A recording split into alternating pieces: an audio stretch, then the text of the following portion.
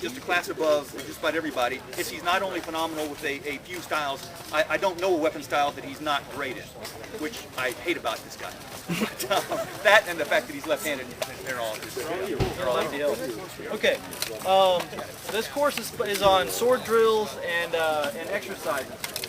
Because there's only 20 minutes, I'm not going to try and teach you guys a bunch of different drills to take home and to do, or to give you guys the benefit of the drills. I'm going to talk a little bit about some of the structure and some of the reasoning behind it.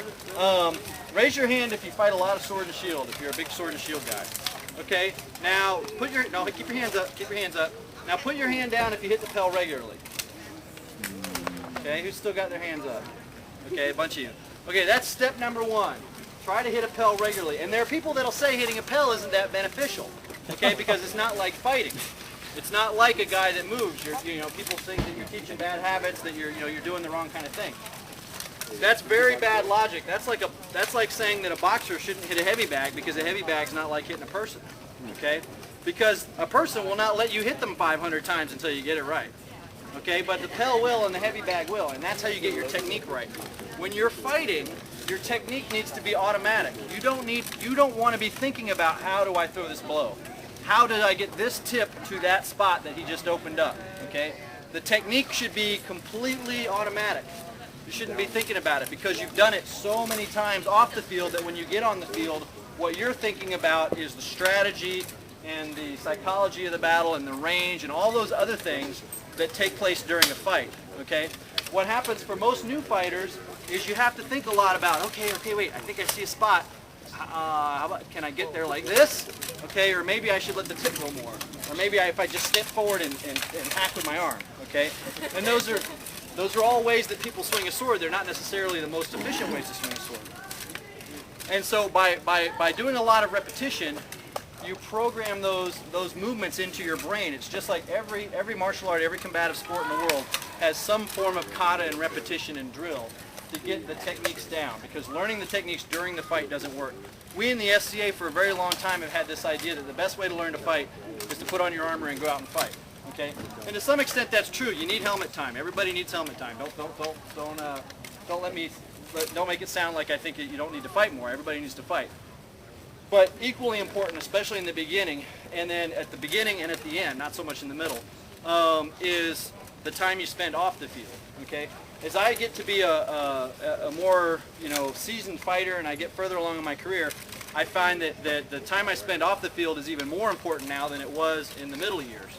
Okay, in the middle years I kind of had my techniques down and I'm out there swinging a stick and I'm thinking about all the ranges and the movements and the different ways to manipulate my opponent.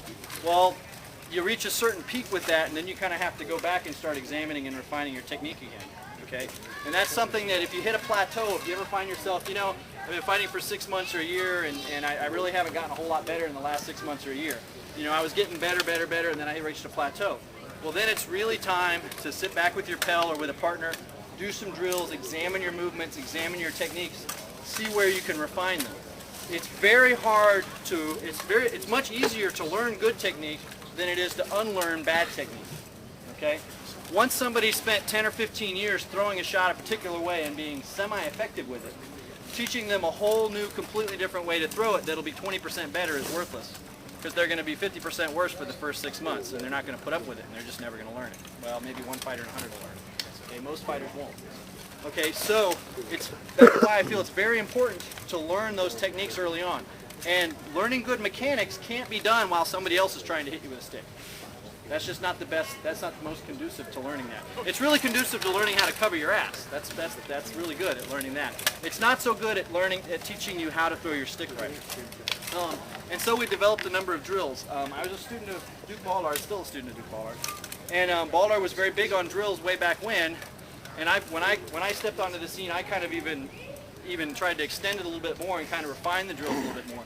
Rather than taking the drills that he was doing, which was, what he did was he said, well, this is what I want to do, and so I'm going to make a drill to do this over and over so I do it better, which is good.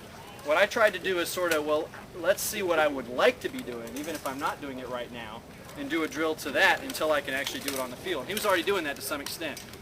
We have a whole nomenclature of blocks and strikes, which I won't try to teach you in 20 minutes. But classic temp block, which all the Asgard guys love a lot, Ballard loves a lot. And what goes along with it is this outside block. Okay. Now, if you tell somebody, say something's going to come in the side of your head right here, and your shield's going to be down here, you're going to block it like this. You can tell them that for 10 years, and they will never, ever, ever block anything like that. Okay. But when you, Balder, can you drill with me real quick? Sure. Do the upright part of the fore part. Okay, we're going to do a right-hand drill. Okay. Flex next. 1, 2, 3. Okay, we do this drill about 800 times. Okay, and we get this mechanic down, and I get used to throwing these blows. Then one day I'm in a fight, and I'm here, and somebody's throwing at me, and my shield's too far out. All of a sudden, whoa, there it is, and you don't even realize you blocked it until after the block has already happened. And what's even better is, I blocked it, and I already know what the next motion is. Bam! Right? Because I've done that 800 times. I don't have to think about what do I do from there. Okay. So, yeah, exactly. You're teaching your spinal cord, you're teaching your reflexes to do this rather than having to make your brain worry about it. My brain should be thinking about, what does Balder want to do to me? Why is he throwing this shot? Where are his feet that I might be able to exploit his feet? Okay? If I suddenly change this and went for a leg blow, would that make a difference? Okay? All of these are things that I can contemplate and think about, and we can move our feet, and we can do all of this while we're drilling. Well, maybe some of us can. If we haven't done this hundreds of times, we can't do that. Okay? I couldn't carry on a conversation and throw those blows and blocks without him beating me in that noggin, or me beating him in the noggin, and I bet none of you can without having done it a bunch of times. Okay? Can everybody sort of see the relevance of that? And I think that's a very good example. Let me show you a couple of the real basic. Show you a couple of the real basic drills that we've always done. Here's basically the first Asgard two-part drill. It's called the speed drill because the idea was to get to where you're going, it's pretty quick. Okay, and if you didn't notice, those of you who have been paying attention, this is Baldar's favorite shot. Okay, and it's extremely effective. And part of the reason for that is repetition.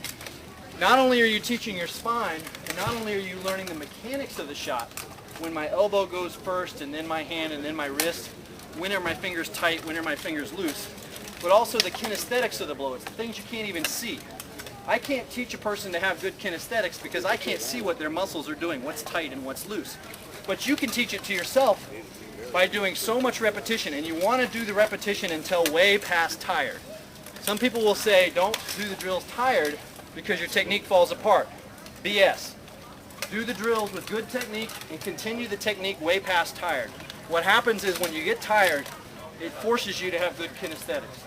The extra muscles, the extra force, the extra tension you're throwing into it has to go away, and the only thing that's left are those muscles that are doing the drill. When we do these drills, we do them till you can't move your arm. You switch arms, and then you go back. You do it 3 times, 3 sets. Let's get him something like that. What sword do I have? You got a small one? Here, that's perfect. Okay. All right. Cheapy plastic cup. Yeah. So this is how we normally do it. We normally do it on a Monday night or whatever.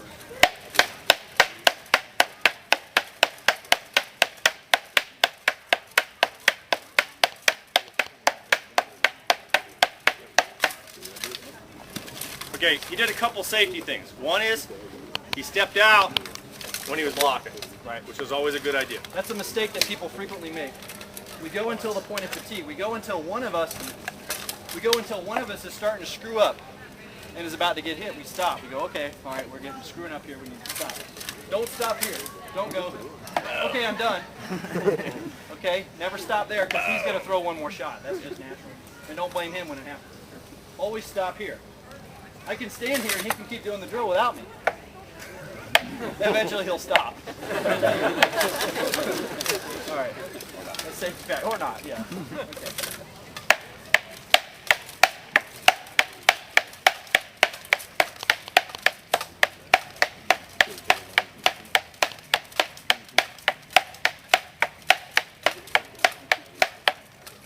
Okay, and then we'll do another set with each hand, then we'll move on to the next drill. So you can't move your arm. Now,